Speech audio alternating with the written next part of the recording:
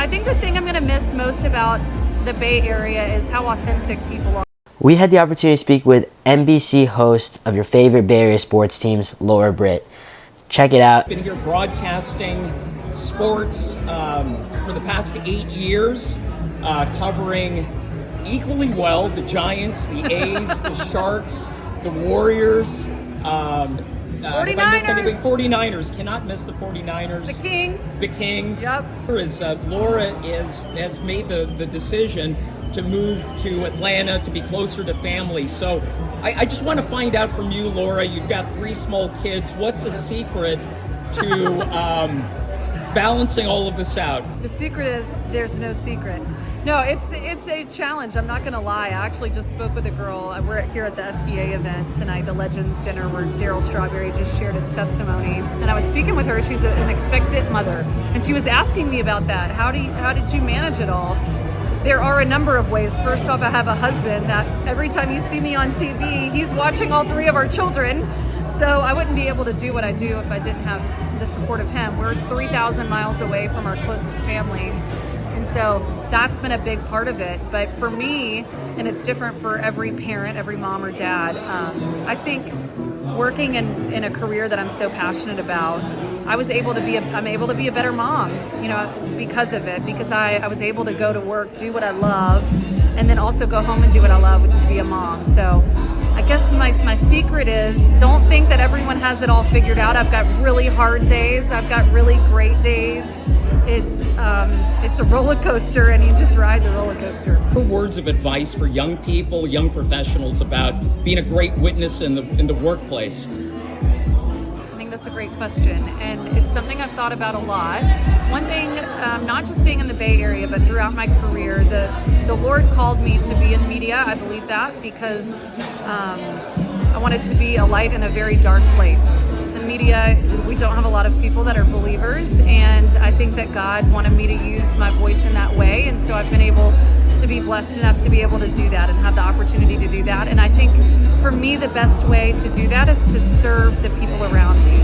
So instead of coming in and, knocking people on the head with the Bible or Bible verses, I try and think about every single day when I'm at my workplace, how can I best serve those people around me?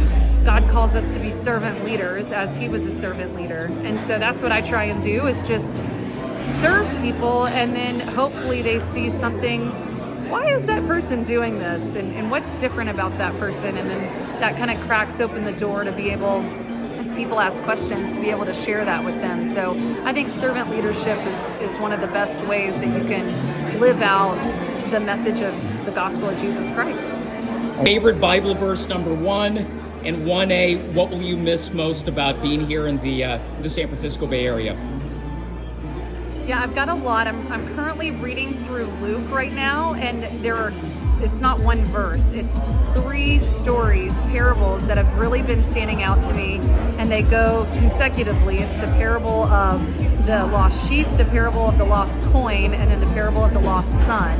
If you haven't read those, I encourage you to read those, because God will seek you out whether you choose to seek him out or not. In the parable of the lost sheep, he leaves the 99 for the 1. In the parable of the lost coin, turning up a house upside down to find the lost coin. And then in the parable of the lost son, God is waiting for you and watching for you to make your return. So I know that's not one verse, it's some stories, but that's really what's been sitting on my heart lately. And my verses kind of change what's my favorite verse depending on the time.